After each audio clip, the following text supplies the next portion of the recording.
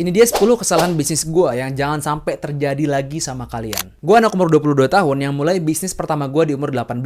Saat itu gue baru lulus SMA dan gue udah nyobain berbagai macam bisnis. Mulai dari bisnis clothing atau fashion, F&B, bisnis hampers, bisnis hijab, dan juga bikin agensi sampai saat ini. So gue langsung masuk aja ke poin pembahasannya. Ini dia 10 kesalahan yang jangan sampai terjadi dan jangan sampai kalian ulangi. Yang pertama, hire orang karena cuman temenan dan jadi people pleaser. Artinya apa? Ketika lo hire temen lo untuk kerja bareng lo dan terburu-buru, tanpa lo pertimbangkan skill set yang dia punya, tanpa lo pertimbangkan untuk kesehatan bisnis lo ke depannya, itu akan berdampak sangat buruk untuk bisnis lo. Apa sih people pleaser itu? Simpelnya people pleaser itu adalah kita menjadi orang yang berusaha untuk terlihat baik dan terlihat mengayomi orang lain biar dipuji aja, tapi nggak ada dampak atau efek kebaikannya buat bisnis lo. Jadi ketika lo ngasih benefit yang berlebih kepada karyawan lo yang sebenarnya itu nggak ada pengaruhnya sama sekali buat bisnis lo, berniat untuk biar lo dipuji-puji doang, dan lo nggak mau negur dia ketika dia salah, maka itu sama dengan lo menjadi people pleaser. Yang kedua, fokus mulai bisnis doang tanpa pelajarin skill set lain seperti ads, copywriting, accounting, dan juga marketing. Ini skill set yang menurut gue penting banget, dan sebenarnya kenapa gue bilang kita harus belajar? Karena kita nggak punya pilihan lain. Yang pertama, buat teman-teman yang nonton video ini, kalau misalnya kalian perintis, kalian nggak pernah dulu dikursusin sama orang tua kalian untuk belajar accounting, nggak pernah dikasih kursus untuk belajar copywriting, nggak pernah belajar kursus untuk ads, seminimal-minimalnya kalau kalian perintis dan bikin bisnis dari nol, kalian harus punya semua skill set ini, dan kalian harus pelajarin. Bukan karena kita harus nguasain semua hal, bukan. Tapi karena memang kita nggak ada pilihan lain. Kita sebagai perintis, kita harus belajar semua hal, dan kita harus ngerti seminimal-minimalnya basicnya dulu. Biar kalian nanti kalau punya karyawan, nggak dibodoh-bodohi sama karyawan kalian. Yang ketiga, mengabaikan legalitas usaha. Gue sering banget ketika pengen kerjasama sama suatu brand, atau kerjasama sama perusahaan orang lain, ketika gue nggak punya legalitas yang tepat. Ketika gue kerjasama, gue mengajukan kerjasama, dan nggak ada legalitas dalam perusahaan gue, mereka enggan untuk kerjasama. So, ini pelajaran penting banget buat kalian yang memang mau serius di bisnis yang kalian jalanin. Gue pesan buat kalian, bikin legalitas dan jadiin bisnis kalian resmi sehingga bisa kerjasama dengan korporasi gede lainnya. Yang keempat, nggak punya cash flow yang sehat alias bagi rata semua uang. Dalam bisnis, owner itu digaji dengan gaji owner, dan juga nanti owner akan dapat profit sharing setiap kuartal ataupun per tahun. Jadi, ketika lo punya bisnis, nggak punya cash flow yang sehat, ketika nanti bisnis lo ada biaya operasional seperti lo beriklan, atau misalnya lo membayar karyawan, atau misalnya lo mau sewa tempat, sewa kantor, atau mungkin tiba-tiba case terburuk terjadi seperti 2020 alias ada COVID, itu gimana? Bisnis lo nggak akan bisa survive. Tapi kalau misal lo punya cash flow yang sehat, lo bisa bikin bisnis lo lebih besar dan bisa scale up ketika dibutuhkan. Yang kelima,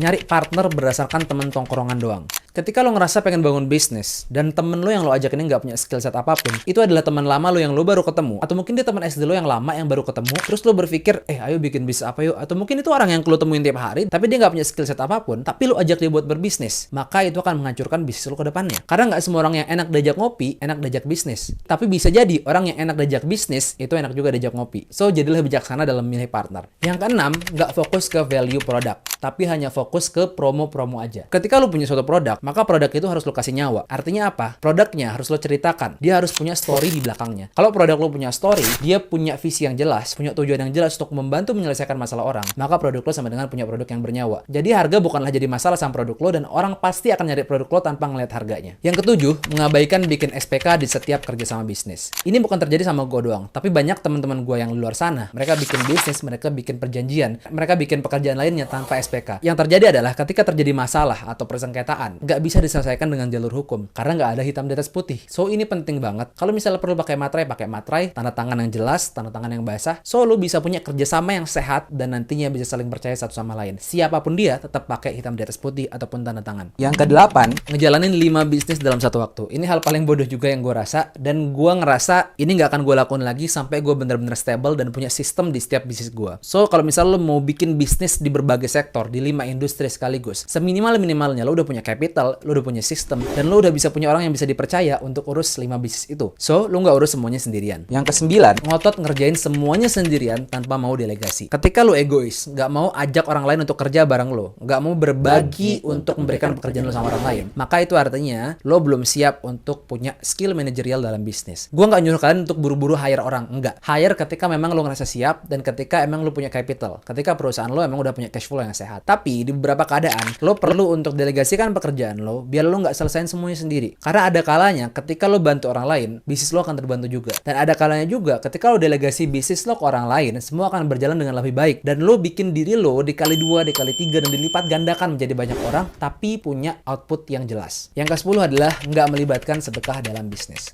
Ketika lo mencari uang, ketika lo mencari rezeki, tapi lo nggak pernah menyisihkan harta lo untuk lo bagikan kepada orang yang membutuhkan, itu sama aja artinya lo memang selama ini berbisnis hanya untuk diri lo sendiri. Sama aja lo mencari uang hanya untuk diri lo sendiri. Padahal ada rezeki atau hak orang lain dalam rezeki yang kita dapatkan. So, gue harap kalau misalnya kalian bikin bisnis dan berkomitmen untuk bisa punya bisnis yang long term, yang sukses, yang berkepanjangan, gue harap kita harus biasakan untuk sisihkan berapapun itu untuk kita sedekahkan kepada orang yang membutuhkan. So, gue harap kalian semua yang nonton video ini bisa memahami video ini dan bisa kalian implementasikan, kalian terapkan dalam kehidupan, dan bisa jadi sejenis shortcut buat kalian biar kalian nggak gagal juga dalam bisnis seperti yang gue rasakan tadi. So, kalau kalian suka dengan video seperti ini, jangan lupa like, comment, share, dan juga subscribe. Dan tulis aja di kolom komentar kalian mau dibikin video tentang apa, biar nanti gue bikin skripnya, gue bikin judulnya, dan gue bikin videonya khusus buat kalian yang nonton video ini. And thank you, bye-bye, see you guys in the next video.